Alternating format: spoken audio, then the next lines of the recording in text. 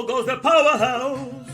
And the COVID-19 man has come to deliver you from the empty land, from the ones who have been silenced to the promised land of the other bed, which is the original place for the soul of a man. Wake and now, get his jubilee, and abide safe like it's never been, in the power of the Father, in the powerhouse, cause that's what word trick, double rectic, in the Alef bed we're connected. Word trick, double rectic, in the powerhouse we're connected. Truth in the Torah where it is, that's right. And whether you like it or not, I just don't give a damn. Cause in this thing, the end is gonna be for sure. It's got a date before the song began to score. This ain't no lie, we about to fly. Cause in the truth there's nothing that can be denied. Here's the COVID-19 man is hooking you up to the other bed, to the powerhouse with your waving. The COVID-19 man is gonna hook you up, cause that's what word trick, double rectic, in the other bed we're connected. Word trick, double rectic, to no one else I'm genuflecting. Word trick, double rectic, to the powerhouse I'm connected. And then I want to get your power back, cause you will find in there the powerhouse not scared. You won't be silenced, nobody can touch what you will find in there. Gets to cut the masking back of lies. The righteous now they cries, cause the COVID-19 man is gonna hook you up to the powerhouse. Live the power show, ride this mule around.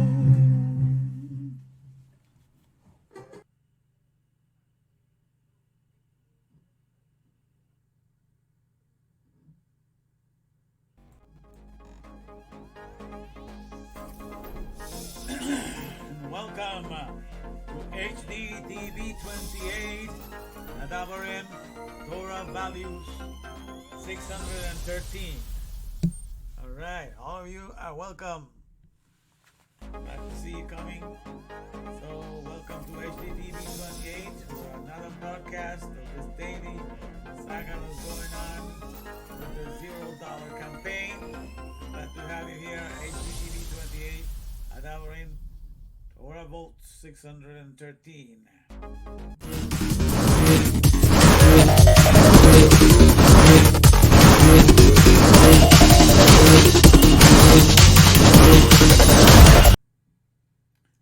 And welcome, my fellow Debarians. It's good to have you here tonight. You know, showing up. I know it's kind of late, but I thought I have to do this because, you know, I committed myself to do this. And I went for a walk today and did all kinds of things for the first time. I hadn't walked for a while, but, you know, I couldn't start right away because when you're doing this jopam, you know, your stomach is all loose. So you can't take too many chances. But here we are. You know, we're doing it and we're making it happen. You know, so today, we look at today, and it's been quite an achievement today. You know, it's as you can see, we are still back. We're still doing the Emoonah, the $0 campaign for the Jopam, which is your own perfect medicine. We're gonna read a little bit of that tonight, and make your own physicality magnificent again. All right. I believe there's a party going on here in my neighborhood. You'll hear some noise in the background, but pay no mind to that. We're going to have a good time. We're going to learn, you know, so that we can become autonomous. This is autonomous, you know, fully completed in the Torah. We'll talk a little about that today. And but let me take you to the cinema where we hear the results for today, because I already have that prepared this time. So I don't have to put it at the end. I put it on YouTube. We will be right here. And let me just go into there right now. Let's see. Okay. So it's Friday, I believe. 26, okay. Friday 26. And what I did yesterday is that I kind of let it go a few times and I did not do it, you know, the cycle. because what had been happening the last is that it's just has been building up at night, and I only sleep at about 4 hours. I thought that I need to sleep more, so I let about 2 cycles that I did not collect them and recycle them. I just let it go, let it flow out into the toilet, flush. So this is what I collected this morning, and I was able to sleep about almost 6 hours this time, which is my usual time, when I sleep anyhow. But yeah, look. So this is what came out this morning. So it was not that much because I did not keep the circulation going. I dumped it out into the toilet about 2 times yesterday. So because the thing was just building more pressure. So I had to do something about it. In any case, we'll see what's gonna happen. So, but I don't expect to be losing as much weight because I didn't want it to continue. All the amount was gonna pressuring it out, and I was going, doing a lot of liquid as number 2. So that's why I tried that out. So this is the amount I want to have to do. I want to start and keep it going with that. So we'll see, okay, but we'll see what the weight has to say. All right.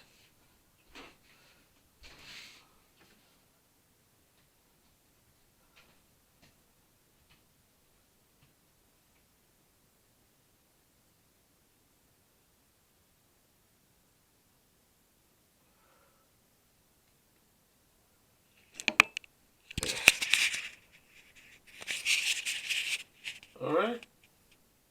264. So that, you see, yeah. So that now is tapering down. 264 because it was going way too fast. So it's only 1 pound. All right, 1 pound from yesterday. That's more like it now, because that was what I was expecting anyhow. It was just going way too fast for me. But yeah, it's not bad. That's so 16. That will be 16.2 pounds. Okay, 16.2 pounds in 4 periods of 24 hours. That will be 96 hours. All right, so yeah, not bad. I'm still happy with it.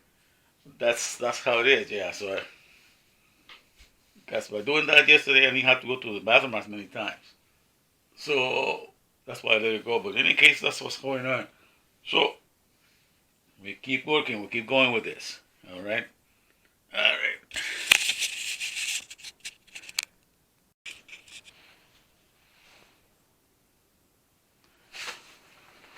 All right. So today is Friday. It's in the evening. Almost evening now. Still some sunlight outside, but I'm going to walk because I need to buy some, shave. The ones I have are kind of getting old now, so I need to get new. So I'm going to walk to Smart and Final. In the meantime, just give a little message as we're walking there. But this is how it's looking now. Today, I can see it, and today was 264. Only like 1 pound from yesterday. Still going down, It started beginning to plateau. And I'll talk to you some more here and put the lights off here for a second. Step outside. It's hardly any light outside, so we'll see how much I can do. Oh yeah.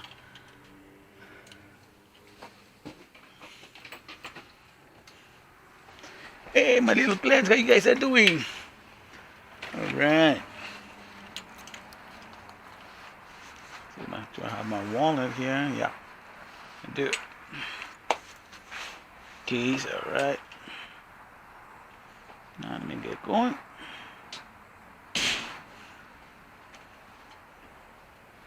So as I was saying, it's an interesting journey to start walking today.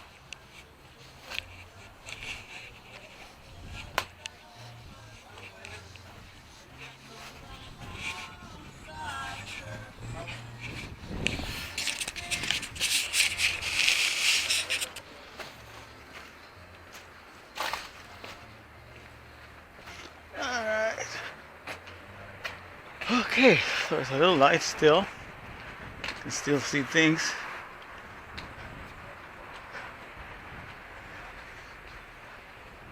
Alright. So, you can see I live in the jungle. People there that I don't know how they left there, they just left it like that. It's like the Crenshaw district area. And this thing, I don't know when they're gonna move it. Because there's some people that park their campers here and they RV sometimes to go to sleep and they've been junking a lot of stuff in there. But as long as your body is in the perfect shape, of health, that is, that's what really matters. And so I've started this journey because you always got to look at life a different way, at the different ways in which you can take advantage of it. I know that for a long time I had this problem that I can easily gain weight. I have the propensity to gain weight. And I was being chubby my whole life. Grew up. And because my mom lost their first baby, Ronald Alexis. Ronald Alexis was the first one. And she went to the hospital. And he died right there in the hospital. Because he was put right next to a lady with malaria. And then, after that, my mom said, that's it, all the kids are going to be born at home.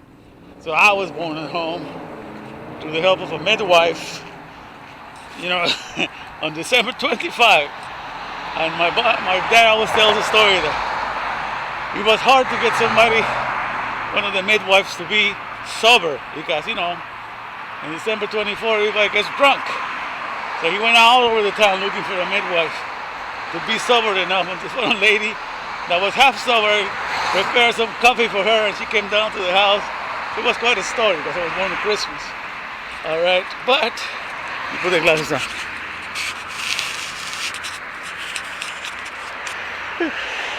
But the interesting thing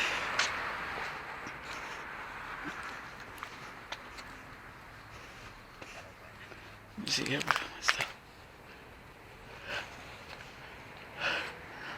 So I was saying, if I got the phone in the house, I just noticed right now. Because when I'm talking, I like to pretend that I'm talking on the phone so people don't think I'm talking to myself just because I'm having the glasses on. But I don't have it on right now, so I'm just going to be talking. I don't care if I look crazy. In any case, so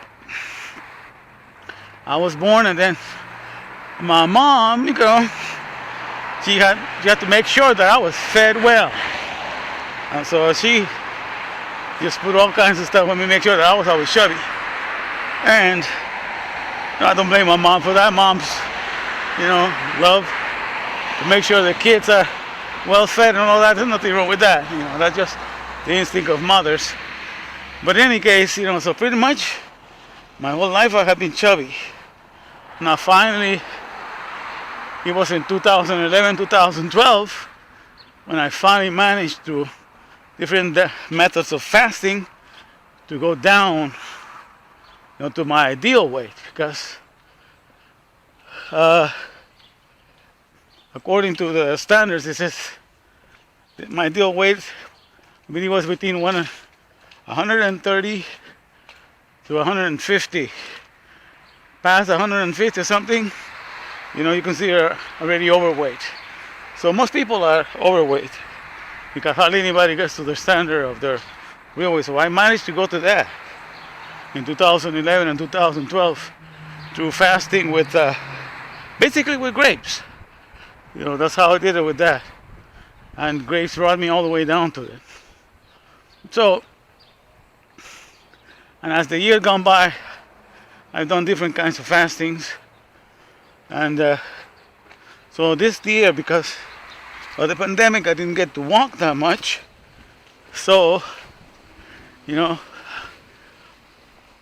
I had to just be sitting there because I used to be walking almost every day. So even though I was doing one meal a day, like I was saying, because it's a sitting job, if you don't move too much, and my body, I guess, is not going to be burning anything away after being subjected to fasts.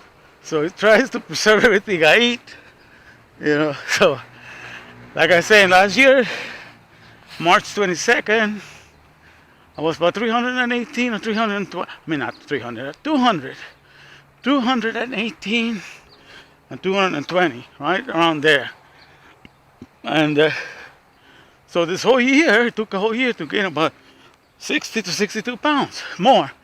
So I'm now up to 280 when I started on Monday, but you can see it's been going down. So I figured that the way to take advantage of this is to just proclaim a fast, you know, and makes me commit myself to it because I'm putting it public out there. So I use every circumstance to my advantage, and at the same time inform the public of something that they need to be aware of. Okay, something that a lot of people don't know about. That's why I decided to do it, and it seems to be working okay. You know, and I'm going to stick by it. You know, and so I did not walk this whole week because I had to be going to the bathroom all the time. So I think it's safe for me to walk right now. That's why I decided to go for a little, not that far of a walk. It's very close. It's more than final. So that's what I'm doing, okay? Now let me tell you something. For those of you that are wondering, I couldn't do that. I couldn't do a fast of just urine. And you don't have to. As a matter of fact, a lot of people that drink urine, they don't do it as a fast. They do it for healing, cure reasons, you know. So some of them have the habit of having a cup in the morning. Just the first thing that comes out, you know, that's what they drink. And then they go about their regular diet the whole day.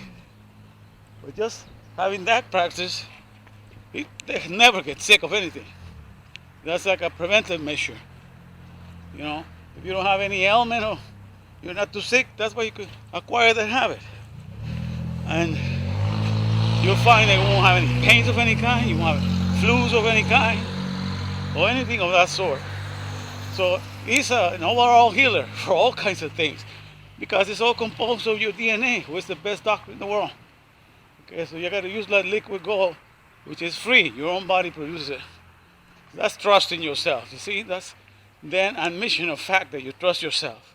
But it's just, I believe in myself. So you need to try the best doctor that you have. There's a confession of faith. You're lying to yourself. That's the idea of this whole thing, to confront the people that just talk about something and they don't get it done.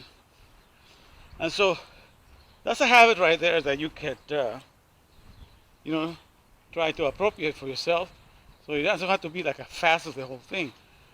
But I'm doing a whole fast, you know, just to show them that there's no danger. And you get to see me every day, you know, putting the results and how I feel.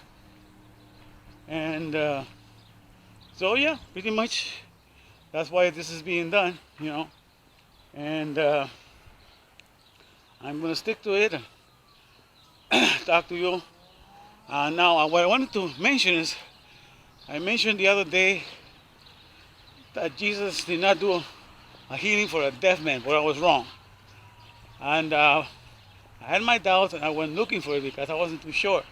And I say, when I say that message, if he did, he's going to help me juggle my memory. So it's people sometimes get afraid of the people that are talking to them, but I myself want to correct myself. So if I'm wrong, I admit it. So yeah, I saw that it was done in Mark chapter 7, verse 31 to 37. He says something about, and Jesus got away from Tyre through Sidon and down to the Sea of Galilee to the region of Decapolis. I'm just going to, I just read it a little while ago, so I'm just, you know, looking at it in my head. It says, and a group of people came and brought a person that was deaf and that could barely talk. And they begged for him to put his hands upon him. And so Jesus taking him aside put his fingers in his ears, it spit, and put his finger in the tongue, and then looking up to heaven, he said, F.A.THER, which means be open. And immediately, the person's ears were open, and his tongue was loose. And he told him not to tell anybody about that, but everybody went and spread the news. So that is the story there. And so yeah, that's the only story. But he did heal a deaf man. Okay, so I take it back that, like I said, that he did not do that healing, but he did do that healing. But the question is this: you see, there's something about getting healing for this body. This body is the dust wear. The divine wear is the words that are inside of you. And so you can get healing in this body to see physically well, to hear physically well, to walk physically well if you're made, to stretch your hands and do everything physically well. But still people can be blind and not see that the Torah is the only thing there is, and still not hear the Torah alone. So, because basically the main job of the Mashiach is to make sure that the people adhere to the solution that they have observed. Okay, and that's the word Shema. We have the Shin, the Mem, and the Ayin. So you read the whole sentence, and that's what it says. And so that's what almost every religion has failed to do. Because if you don't bring people's attention to the Torah being complete, and for all generations, and you bring attention only to yourself, then it was vain all the healings that you did. You did all the physical healings, but you left the spirit maimed. You left the spirit cut off. You left the spirit deaf. You left the spirit blind. You left the spirit all sick because you had them all focused on you. And you, I don't care who you are, you call yourself Jesus or whatever, you are not the completeness of the soul. Only the Torah is. Okay, so when you do that, that's the danger that was made. So I thought I'd share that with you. But I'm here at Smart and Final. So I'm just going to turn this off as I go in there. So I'll be putting this up in a little while.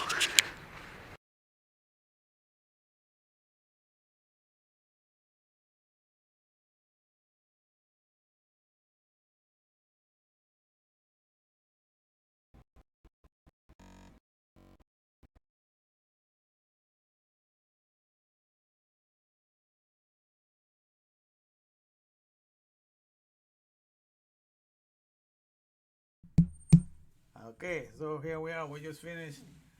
I was just showing the measurements this morning when I weigh. Only went down 1 pound this morning, which more to tapering down. So good to see you, Brian. It's good to see you, Rosa. And so we're going to talk today more about. I say there was some noise because there's some party going on. People are having a party today. So if you hear noises in the background, don't be surprised. But in any event, we just talked about, and you hear me as I was walking.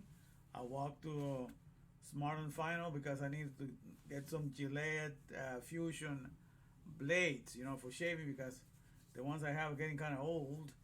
But they were out of it. But at least I got to walk, which is good anyhow. I had not walked during this whole time, and so it was good to go out and walk. And so we got that done, But now we're looking at. So for today, let me put it here so we'll remember what we're working on. All right. So it's day 5, total 96 hours. Because when I wake up this morning, it's complete 96 hours. And then this goes on till tomorrow. There will be another day. But it's day 5 and of the Jopim, the make Jopim again, of 264 pounds. Only went down 1 pound. And you saw me this time. I played it, so I don't have to add it. It's extra work when I have to add it to YouTube. So YouTube will be exact copy of this. But that's what we're working on. So total of 16.2 pounds in 96 hours.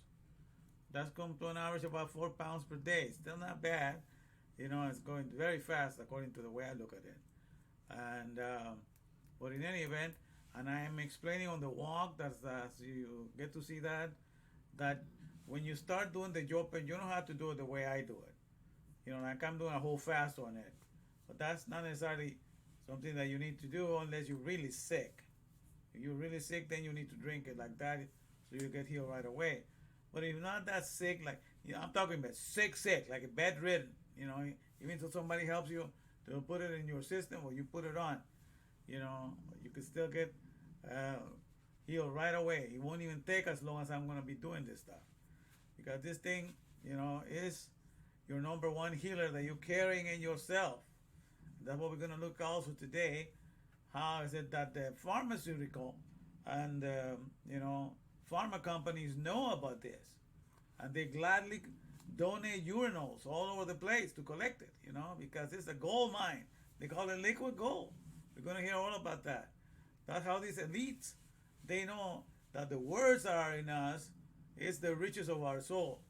That's because we are word dector. We understand words, that we make things happen.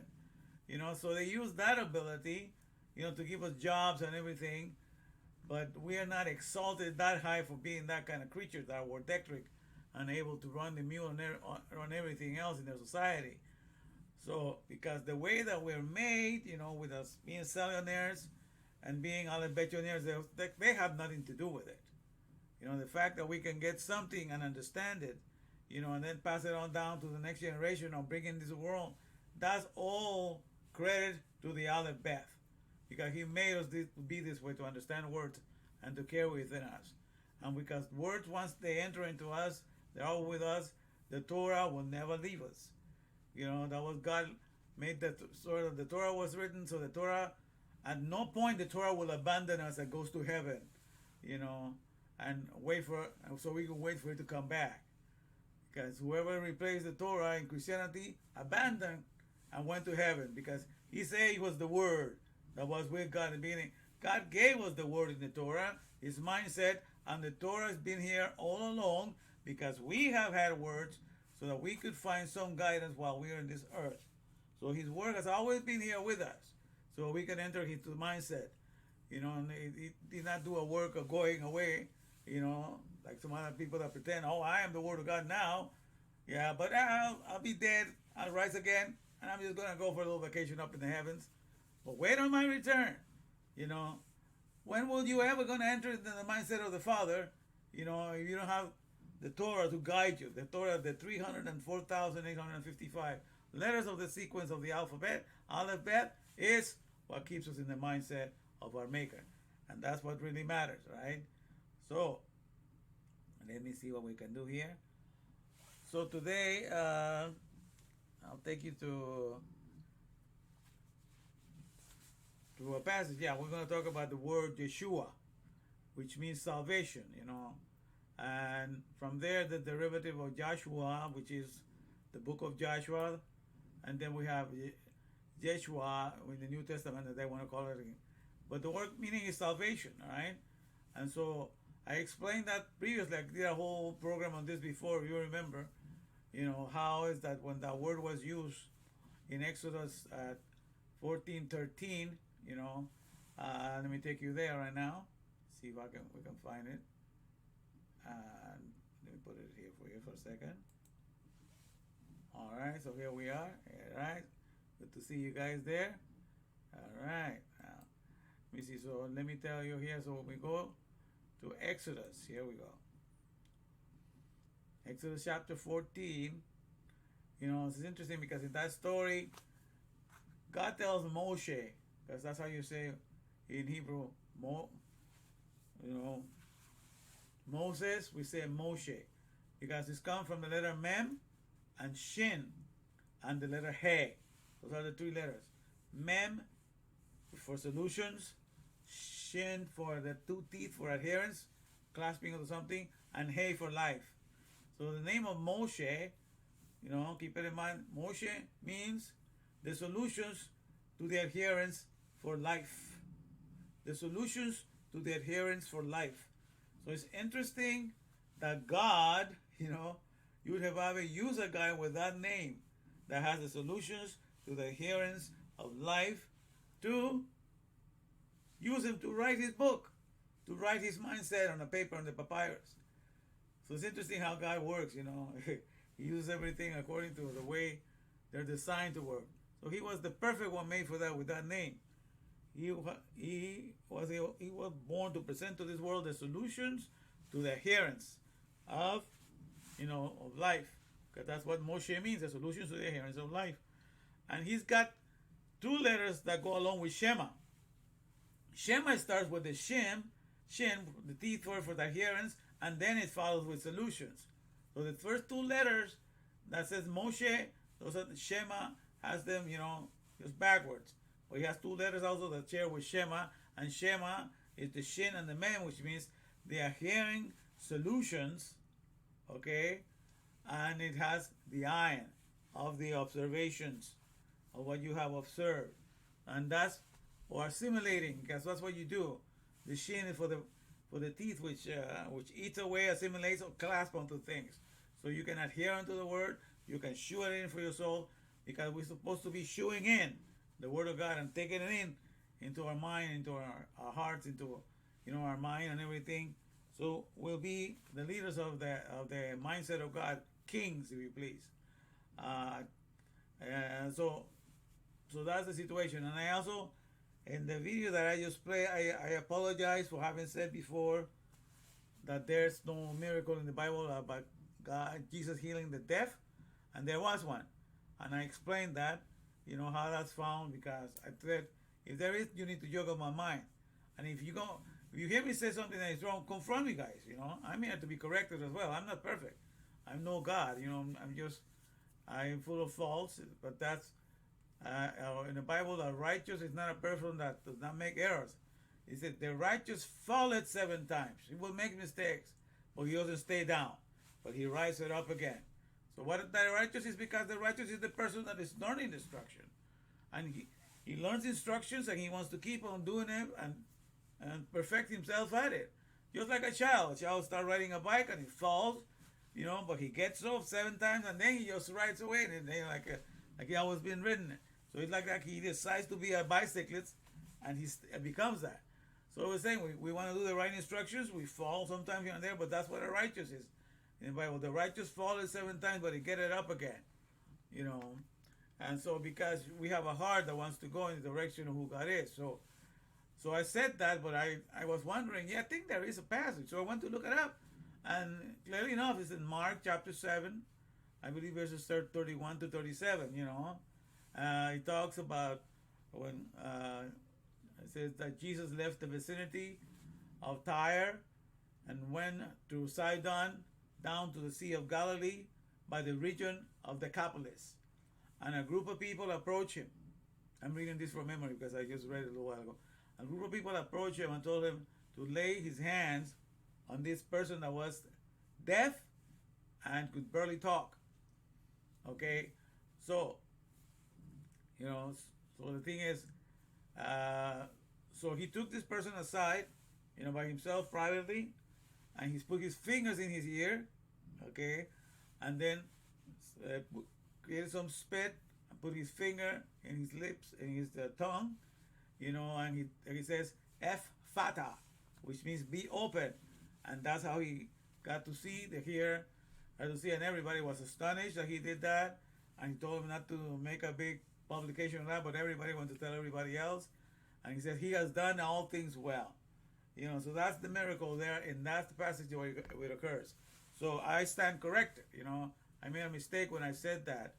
But what I'm coming down to is that, the problem is that when we we only do the healing for the external part of us. The body is like it's like a hardware. When a computer, the outside tower, the desktop is the hardware, but inside the hard drive, where the software is made out of words and cannot be seen because it can only be recorded on these magnetic plates, and as they spin, they give all the information.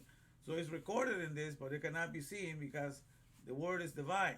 So the soul inside of us holds the software, the words, God and the words of everything else. So that's our inner soul, our inner self. That's where the divine ware finds. The body's a dustware.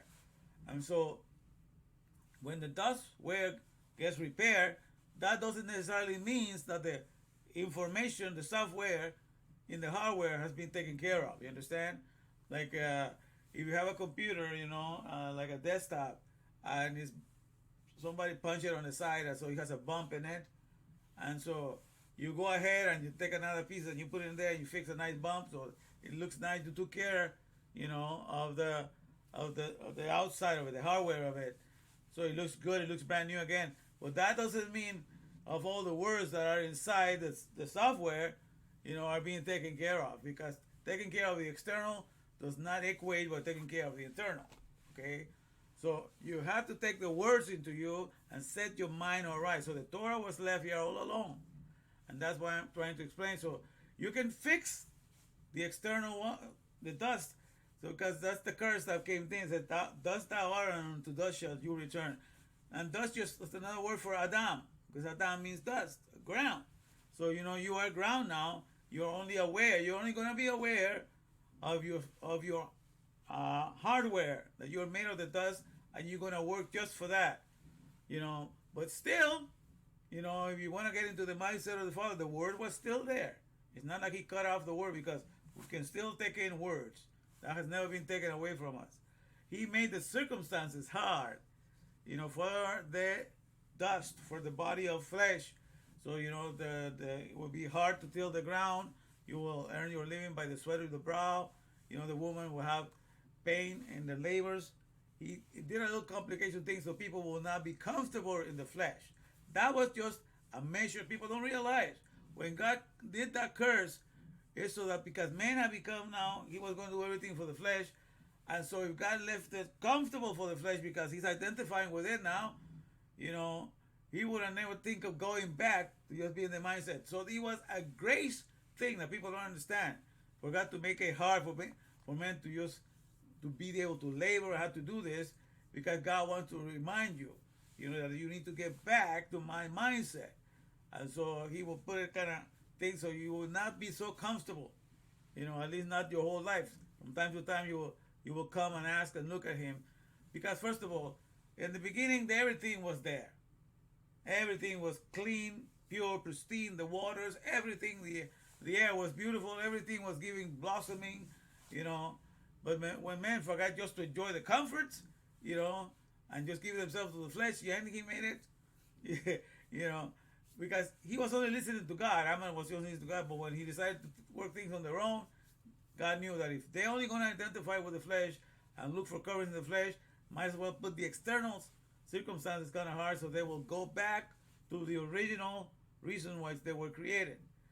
So that's why it's not necessarily that you have to be healed or resurrected or all that to know the Torah, because all you need to know the Torah is to hear that word and understand his mindset.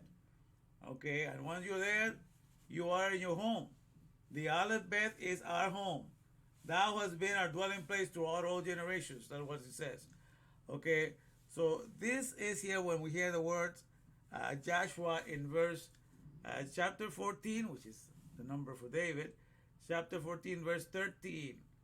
Let me take you there. All right, 12, 14 says, Moses answered the people, "Stop being so fearful.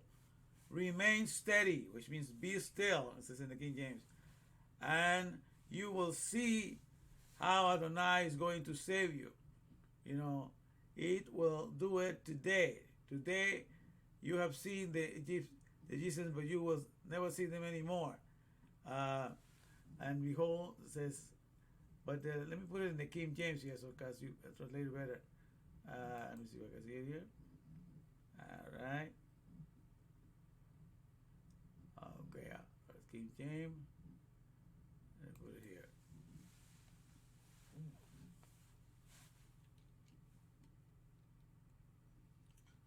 All right, so that is in Exodus. I take out the capital here. Exodus 14, 13.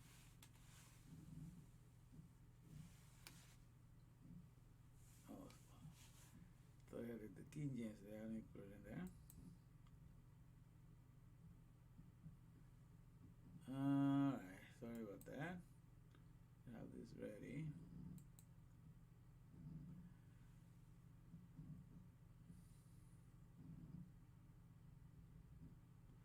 Okay, and Moses said unto the people, fear not, stand still and see. Behold, the salvation of the Lord, which he will show you today. For the Egyptians whom ye have seen today, ye shall never see them again. So in this episode of the parting of the Red Sea, that's what he calls to see. He points to that because that's the big event that was going to happen at that moment. Just watch and see the salvation of the Lord. And so that's the word Yeshua, which means he will rescue you. He will not let you go. He will keep you whole. Because that's the idea. But he was not pointing just to the image. He was pointing to something very interesting that's what happened in this whole picture. This picture, it was like a trailer to what the Torah was going to be for the soul of us, for all of our souls. Because then I told you before that the Red Sea is not that it's red, it's the reeds. Okay, that's the papyrus. It's made from the reed, from that plant.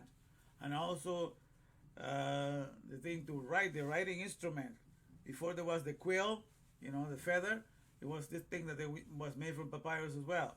You put the ink in it. So from the papyrus, it makes the pen to write, and it makes the paper for you to write upon. And so, since the Jewish people were the ones chosen to carry that word, so them walking, on the parting of the sea, when the sea opens up, like it rolls away like that, that's the papyrus. And them walking in it, that's the picture of how God was going to keep the papyrus solutions, The Torah is the papyrus solutions, and that's pointing to that. That's what complete us. That's what it says later on in Ecclesiastes by Solomon, This is the conclusion here, the conclusion of the whole matter. Fear God and respect him and keep his commandments. Keep his mitzvot. Keep the Torah. Because why? Because that's the wholeness of man. That's what makes you whole. That's your salvation. So Solomon understood that. So that what makes you complete. Nothing else in him. It says, when you're rescued, when you're Yeshua, you are made complete, you are kept safe. And all of that was the work of God. So that was a picture to that. To pointing out this whole scenario that he did, it's like with millions of people opening the sea, just so that he will say, every time that you are parting the Torah, that you're opening up the Torah, and you're looking at my face, because the writings that you do it in a book, when you look at the writings of anybody, that's looking at the face of the person, of the author that wrote it. Because once the function of the face is to communicate with your gestures and with your mouth. But when you're not present, but it's written down, that is the work of your face on paper. That is the function of your face put on paper. So everything that you read is the function of the face. That's why it says, thou shalt not know other narratives before my face. That is a pesel. I'm not going to follow any graven image, anything that will allow your image to go away from not being the father and mother to all and think of something else to get benefits in this world. So all of that has to do with that.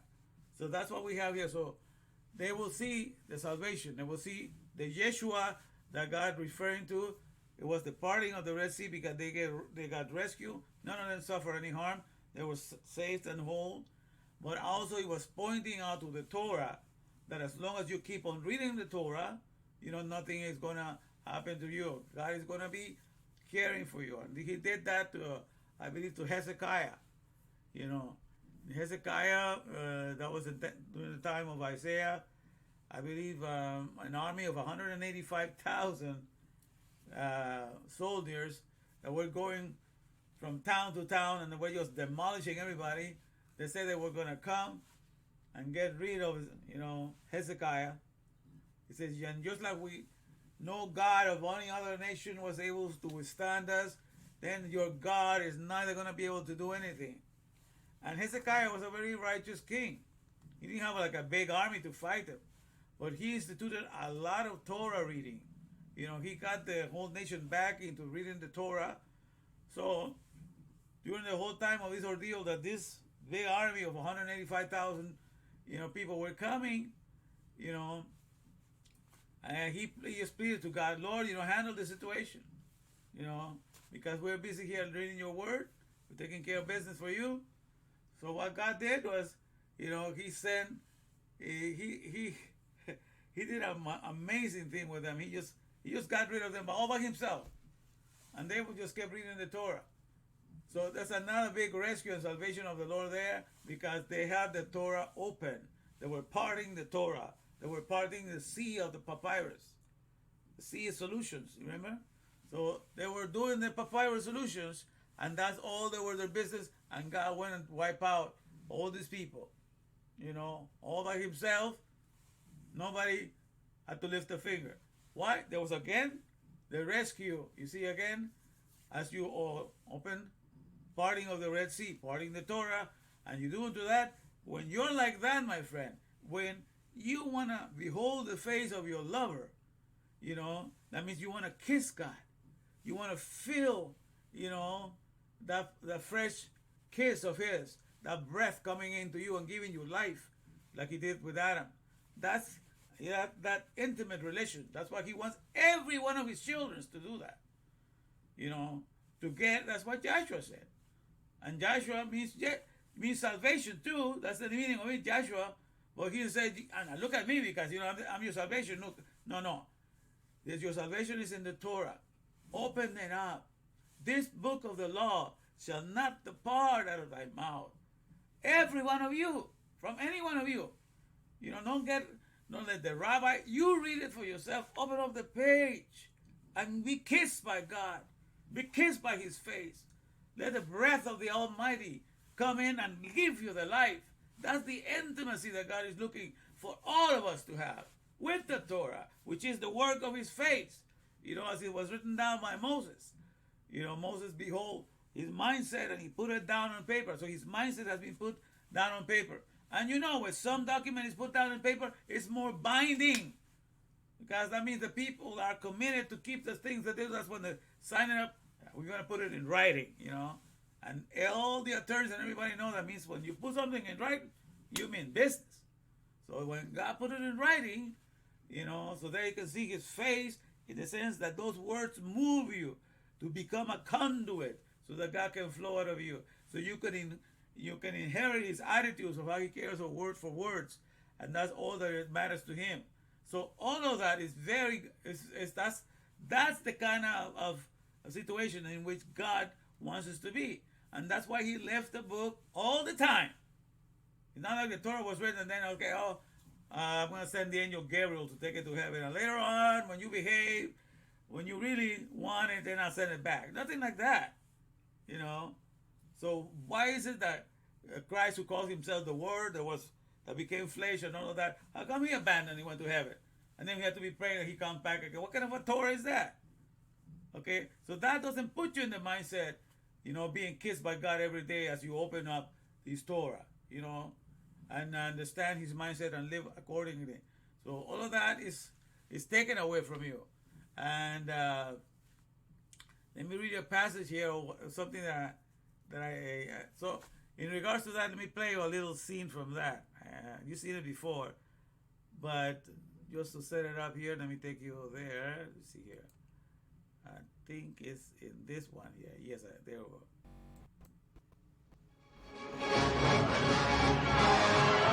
Was it because there were no graves in Egypt that you took us away to die in the wilderness? Why must we die? Fear not. Stand still and see the salvation of the Lord.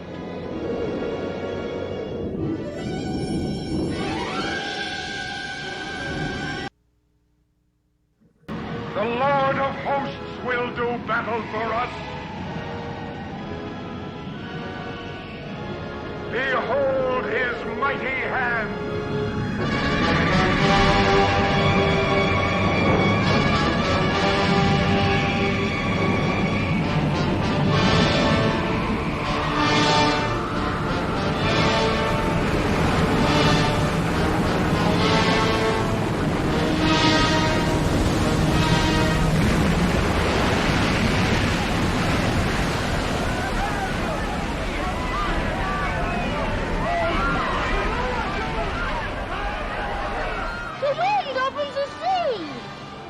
God opens the sea with the blast of his nostrils.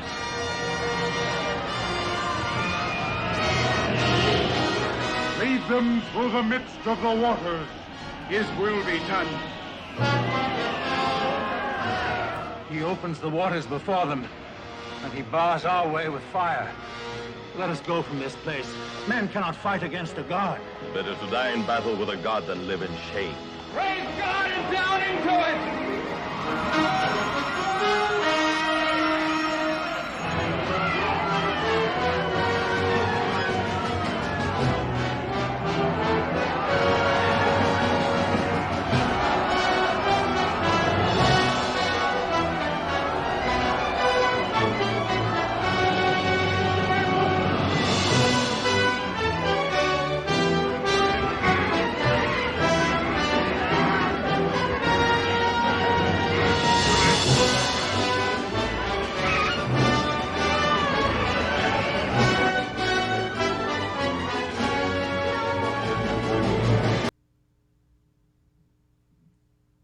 So there you go.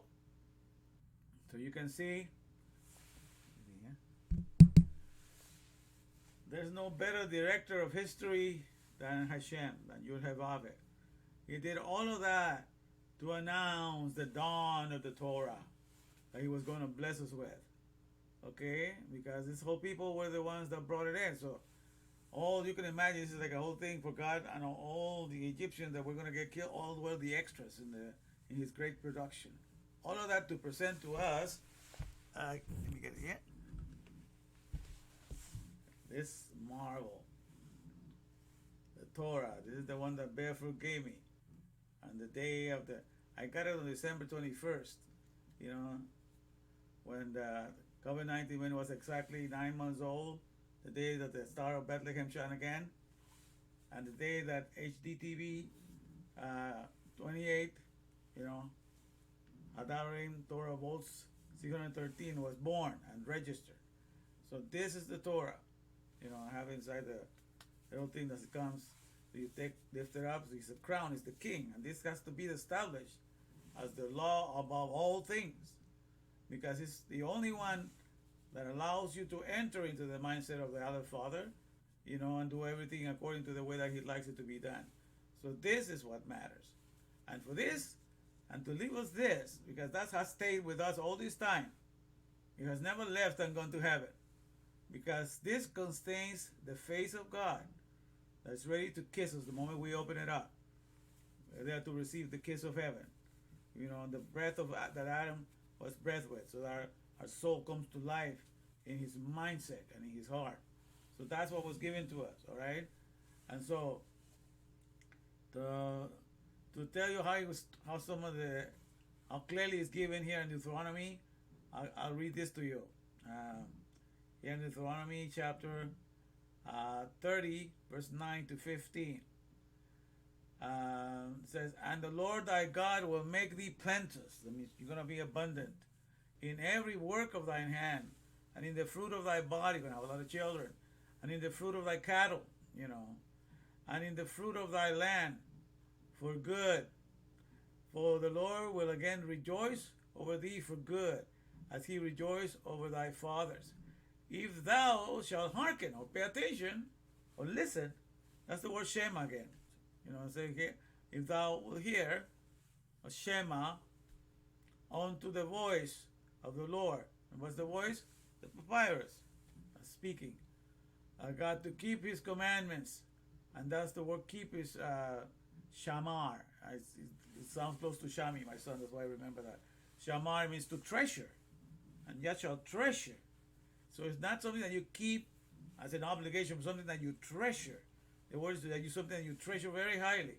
And thou shalt treasure his commandments as mitzvot, and his statutes, which are written in this book of the law, of the Torah. And if thou turn unto the Lord thy God with all thine heart, and with all thy soul.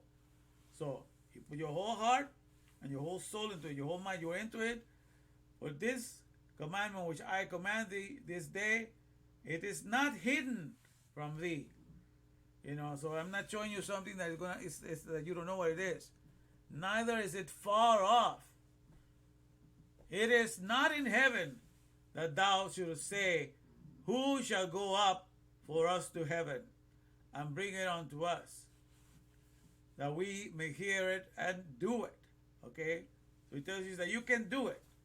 And so it is Moses who's writing all of this. All of this is written by Moses, and Moses was only the scribe. All of these are words that God wanted him to pen down in such order, and he wrote them accordingly.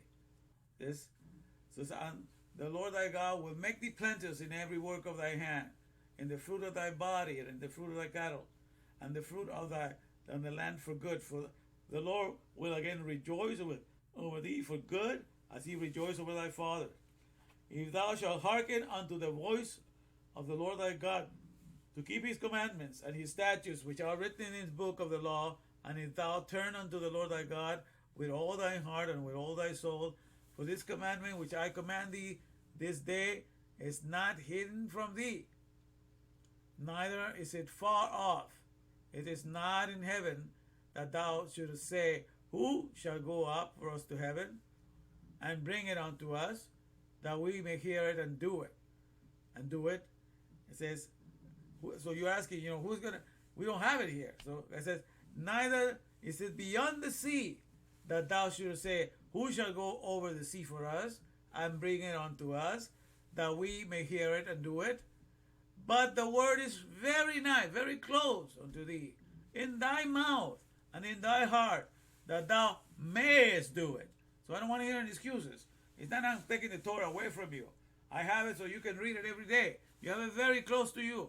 So you can have my mindset all the time. And it's God, understand? Moses is not the one that wrote the Torah. He's not the one, he was the one that wrote it, let me say it, but he was just the one that was just the conduit. It is God himself who was dictating it and telling him how to write it down. Okay, so that's the thing that you got to remember. So the whole Torah, the whole 5 books, are the dictations of God directly to Moses, and Moses is just writing it down. He's just a conduit. Okay, so it's just like a secretary of God. God's first secretary was this man named Moshe, which took the solutions for the adherents of life. He had the name of that, so God used him to be his secretary. So that's what Moses was, only a secretary. He only wrote what God told him to write. So the author is God. That's what it is. And all Jewish people know that. They understand that that's how it is. So this whole thing, it is God who's saying this thing, okay? Remember that. So it's not like Moses saying it. Moses is just writing it down, because there's a lot of passages in there. It says, and Moses, the servant of the Lord is, and like in Exodus here, when we were walking, it says, and Moses said unto the people, fear ye not, stand still and see the salvation of the Lord. Okay? And Moses said unto the people. So if Moses is speaking with him, if he was writing the book, it says, if he was writing the Torah, he would say, and I said unto the people. If he was the author of it. But this is God telling how to write it, because he's the director. It's like giving the script. And Moses, so he tells, and Moses wrote that. And Moses, he wrote that. But if Moses was himself writing, he was his own creation, he didn't have to say that, because he's the writer, you understand? So it's not like, he's the writer. He says, and I said to the people, fear not, and stand still, because God told me this and that.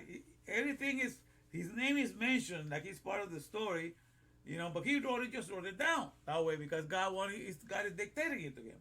That's one thing that I don't want you to forget, because now we're going to go to Romans, and we're going to see how Saul, that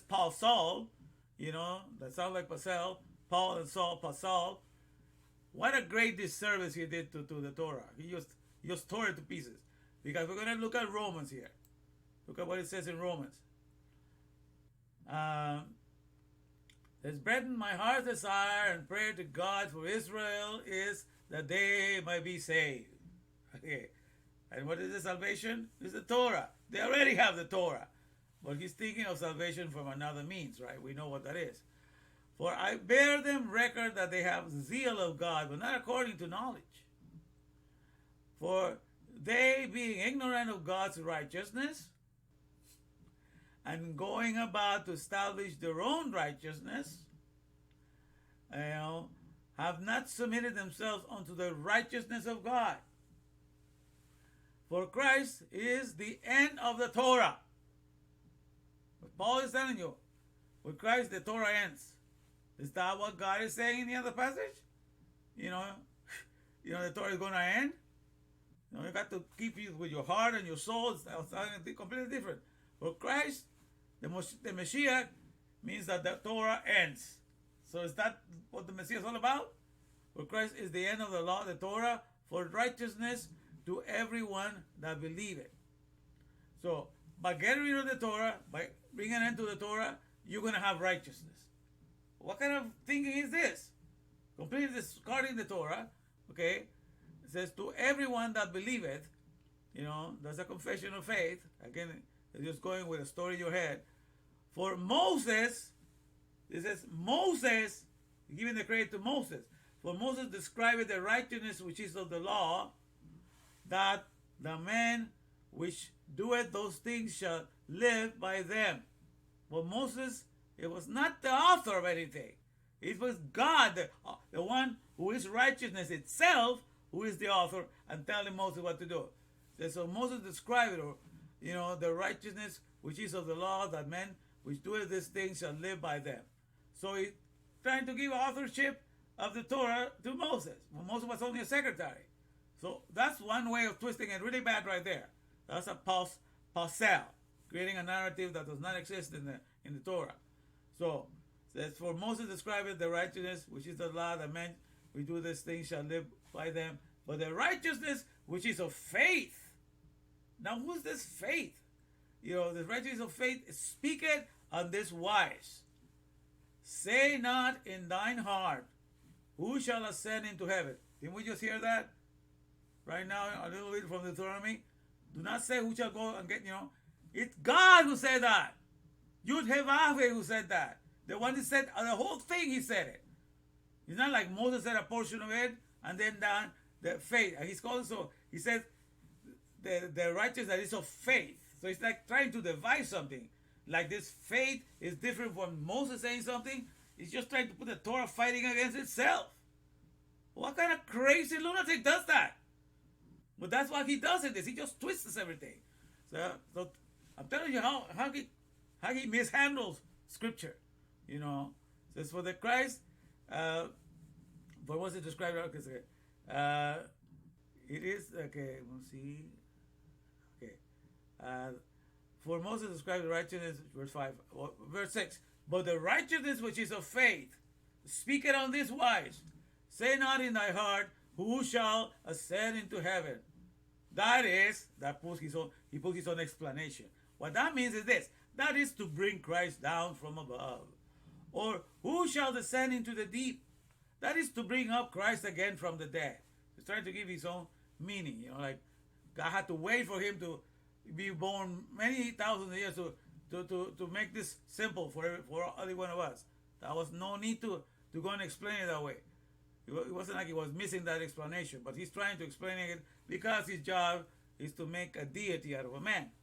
But the righteousness which is of faith speaketh of this wise, say not in thy heart, who shall ascend into heaven? That is to bring Christ down from above.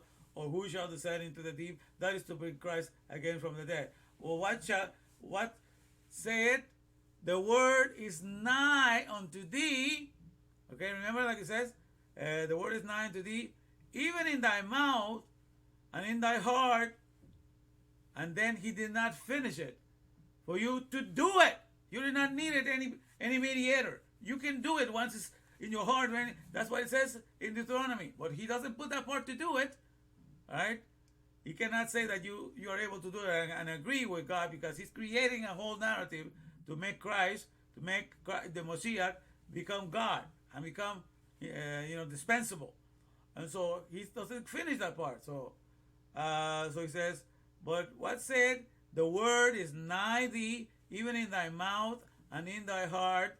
That is the word of faith, which we preach, that if thou shalt confess with thy mouth the Lord Jesus, and shall believe in thy heart.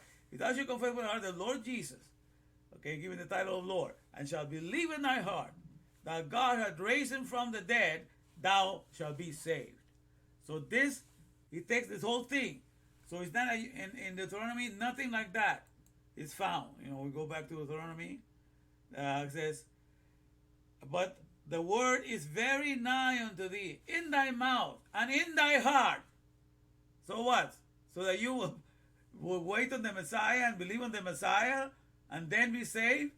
Because you believe? No. That thou mayest do it. No need for intercessor, mediator, or anything. Just the word and you yourself kissing the face of God. Okay? So this is a mishandling of scriptures. And how dare Paul did that? Because most people are ignorant, that's why he did it. And that's why he get away. And thus that mishandling and twisting of that scripture and interpreting his own way created the worship of a man. Okay? That was only here to heal the dust wear, the outside of the physical, and making us think that with that is enough to make it become God. God had the whole world plenty before, the whole world is everything was in its place, and on the dust wear working fine. But when we fell to the awareness of just the body, he cursed the outside, but that does not, for one moment it means that he left the word away from us. He left his word near us all the time. And the Torah has been here all the time. But this so-called imposter that called himself the Word of God, he took off. What's the point of getting a resurrection if you resurrect? Because this is the way I look at it. If I had the power to resurrect, what would be the fastest way to get more believers? I myself will walk around the earth. I cannot die anymore. Didn't I tell you I was going to come back? Okay? For sure you can believe in me now, But what's the point of resurrecting and then going away? You can get more believers that way. If you want people to believe in you, but even that does not save you, because it's the Torah that gets you alone into the mindset of the Father, to have the love for words, for definition and meanings. And so all the workings of the taking care of the miracles of the flesh does not provide that access to that mindset. That's why in Deuteronomy, the first time this passage is mentioned, he's telling you, just concentrate, do it, and so the word is near you. For what purpose? So you can do it. Come on, no excuses. Saying so that when the Messiah comes, and you believe in it, and you believe that God raised it from the dead, then you will be saved. No, the Torah itself is what completes you. That's the Powefull solution. Okay, so some people don't realize, where where Paul is quoting from, but you can see that he misquoted really bad. And use it to exalt the man into the position of God. And he successfully managed to create that religion of Christianity with this stuff. Because he's the one that wrote first than anybody else. He is the first one to write all his epistles. Then came Matthew, Mark, and Luke. Later on, like 20 years after that, they wrote the Gospels. So even though this guy, supposedly in the narrative of the book of Acts, he was the last of the apostles, yes, he got to write it first and create a whole religion to exalt Jesus as Lord, using passages like this. And you see how it's been twisted. Because in Deuteronomy, it's not saying that anything else is needed. It says all these things, but the word is very nigh unto thee, in thy mouth and in thy heart, that thou mayest do it. If you wanted it, if this is the passage that Paul is quoting to make Jesus, be the God that you need to serve, this would appear here too. That's why all the Jewish people will be believing in Christ, but a lot of them don't believe because they see the twisting of Scripture. So they have no respect for Paul.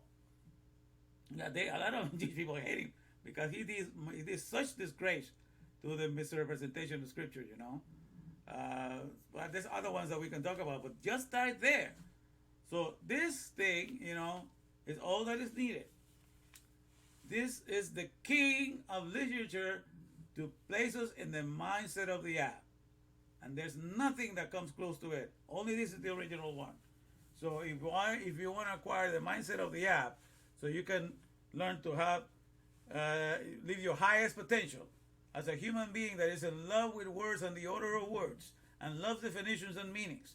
So you don't have a grubby hand that goes out into the world to see what you can get out of people's operations. You have no desire of that whatsoever. And you only have a desire to make things easy for your fellow man. Become a father and mother to all. This is the book that gets you into that mindset. You want to get a little healings, resurrections, waiting to go to heaven, have all this, you can go to Christianity and get you Pesel from there that tells you that's what's coming your way. But those of us that want to achieve the mindset of the Ab and want to see the greatest potential come out of us in the here and now, we'll stick to this. Okay? Because this is the original baby for that. This is the pages that's opened up for us to kiss the face of God. I'm not going to have nothing get in the way of this. So this Pausal, this Pesel, it's not needed. This are the great disservice to the Torah. It's just awful what he did to the Torah.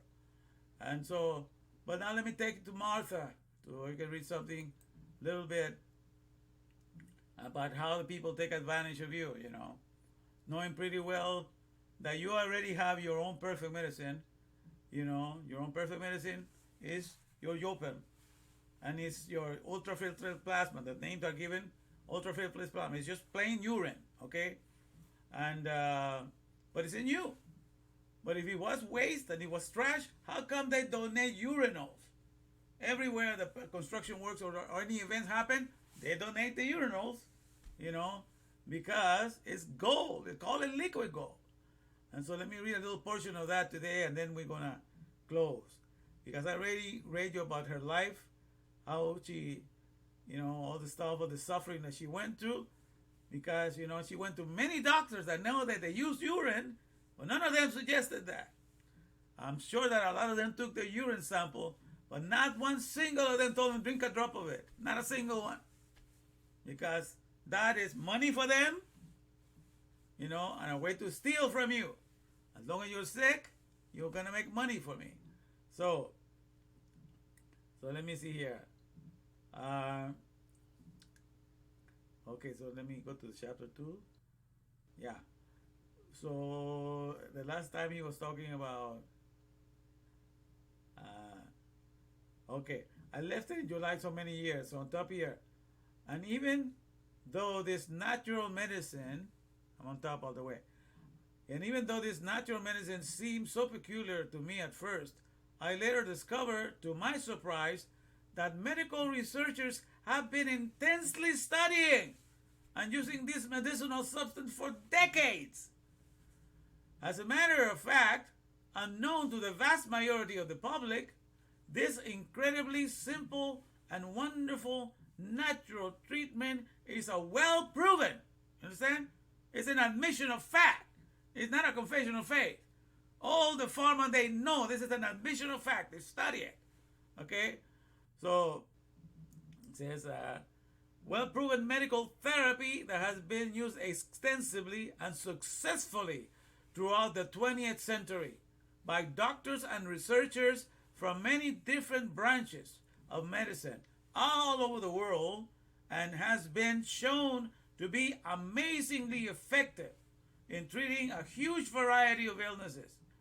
It's time that all of us should know about the therapy and about the medical research findings on this truly remarkable natural medicine, which is why I have written this book, Martha M. Christie.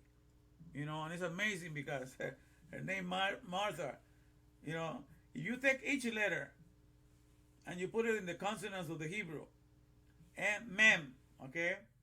And then Alef, because he's got the A there. I was just talking about the consonants the other, but if you take the Alef, because the A is there, so Mem, Alef, and then the R is the Resh, the head, then the Tab, because that's the T, that's the last letter, that stands for commitment or aim or target or objective.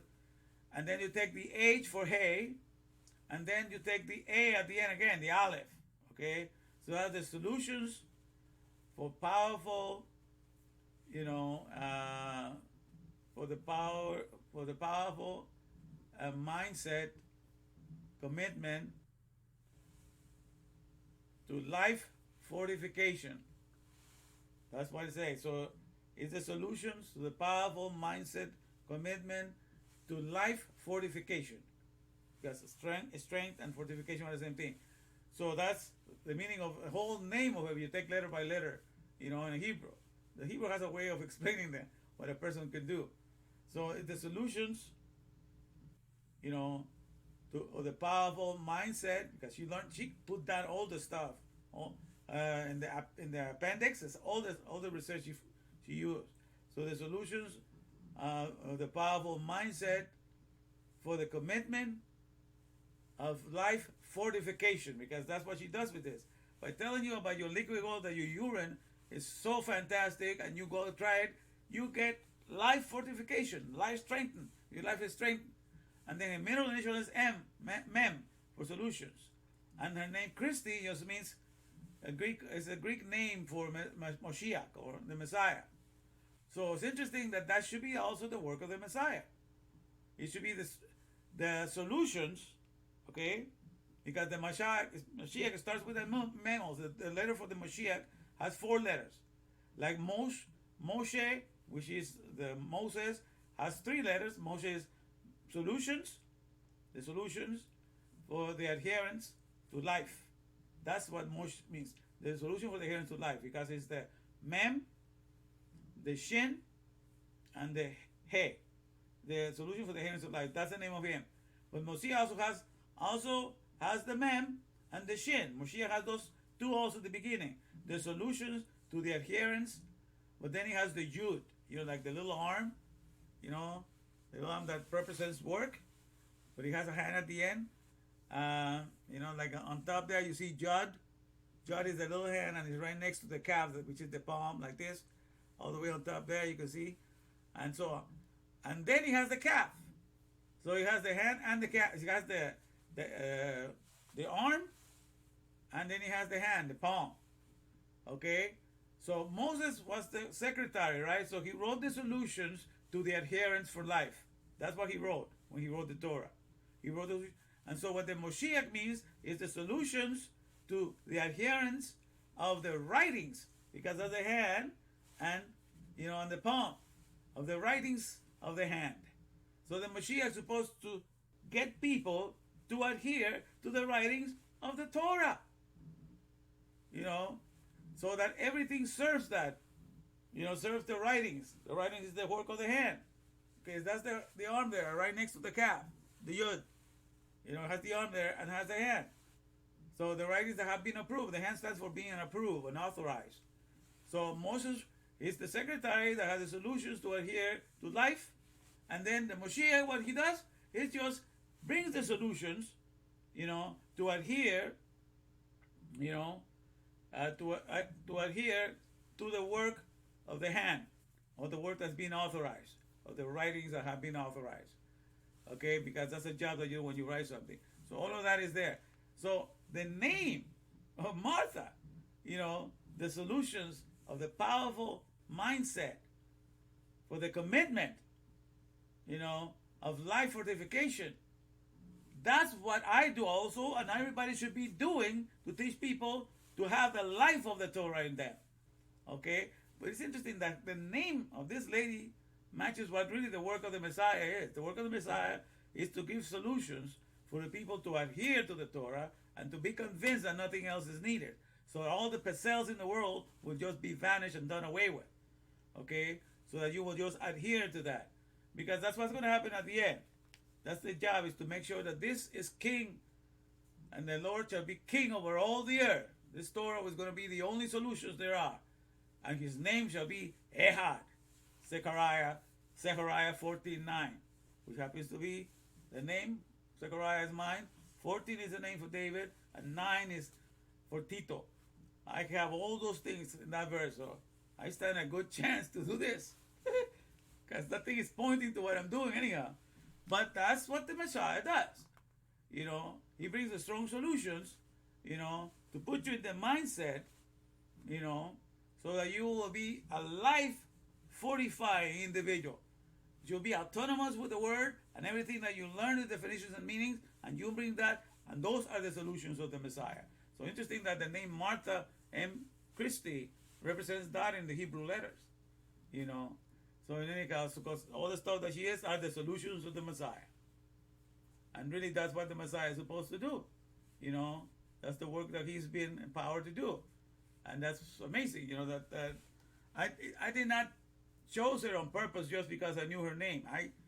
I have done this Jopen before, and I remember that this lady's name, so I went on and looked it up so I could share this with you. But then when I was analyzing her name with the Hebrew letters, it just blew me away. That's the perfect example of what the solutions, what the Messiah's job is. You know, her whole name. You know, because the whole idea is to put you in the mindset, you know, and to keep you there. And the Torah, that's the whole purpose that was given, so you can achieve your greatest potential in the here and now. So it says, now let me read this part here. That's the reason why I wrote this book. Then here, that's up until this point, whenever anyone wrote or talked about using the substance for healing, they've been told that it's just an unproven folk remedy or old wives' tale. But as you'll discover in the following pages, this is completely untrue.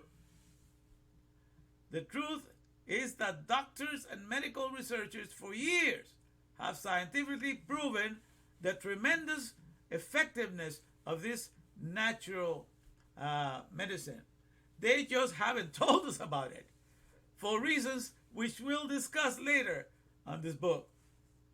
Okay, the simple natural method may seem less glamorous than commercial drugs and space-age surgical techniques because it's not glorified by the press or hyped by the sophisticated sugar-coated advertising themes. But when all the man-made medicines in the world cannot help, people like myself have been eternally grateful to find that nature has provided this safe, painless solutions to even seemingly incurable illnesses. And I don't think Martha and Christy, you know, is a Christian or any believer of any kind, because she doesn't accredit anything to God. Except nature has provided this safe, painless solution to every seamless, incurable illness. So even though she might have no faith that she confesses to, she is believing in this thing because it's an admission of fact. She tried it out and it worked for her after many years of suffering. So she is doing an admission of fact. In the whole book, that's why I chose her book, because the whole book is an admission of fact that the pharma keeps you ignorant of. So even though you have this medicine and you care with it your whole life, you'll never get to touch it, you'll never get to try it, because they kept you ignorant and they make money. You know, it's like the story of the golden goose, but so bad though, because you know that the golden goose is the one that produced the golden eggs. You know, so, but she was aware that she was the producer of the golden eggs, okay? So imagine, but in our situation, in our ignorance, we are the producers of the liquid gold, because that's what the farmer calls it, okay? But in the story of the golden goose, nobody ever dared to go back to the golden goose and try to sell her one of her eggs. You know what I'm saying? Oh, you can have this egg for such and such a price. That would have been so stupid. Okay? But they do that to us. They collect the liquid gold, they put it in the combinations of medicine, and now we're going to sell it back to you. And your insurance is going to pay a lot of money. We're worse than the golden goose. We're so stupid because we don't listen to the Torah. You know, we don't listen to the word of the Maker that made us autonomous, and, you know, so self-sufficient, you know. So we don't listen to things, we don't learn things because we follow these leaders that are just there being prepared to do away with us, okay? So that's how things are, you guys. No, I know I carried away with all of this, but I had to see this part here. So let me just finish this paragraph here. But when all man-made medicine in the world can help, people like myself have been eternally grateful to find that nature has provided this safe, painless solution to even seemingly incurable illnesses. In this age of high-tech drugs, plastic body parts, and mechanized medicine, I sincerely hope that all of us can become more open and accepting of this natural way of healing. the body, and that the information provided in this book will help all of us to learn more about. What I can unreservedly say is the best natural remedy to disease and illnesses in existence. Because that's the doctor DNA. That's when you're trusting your own DNA to take care of you. You have it with you as a cellulaire. You have this in each one of your cells. Each one of the 37.2 trillion cells has your DNA, and you never trust it to take care of you? How stupid can that be? You know, but that's the situation. All right, so I said enough.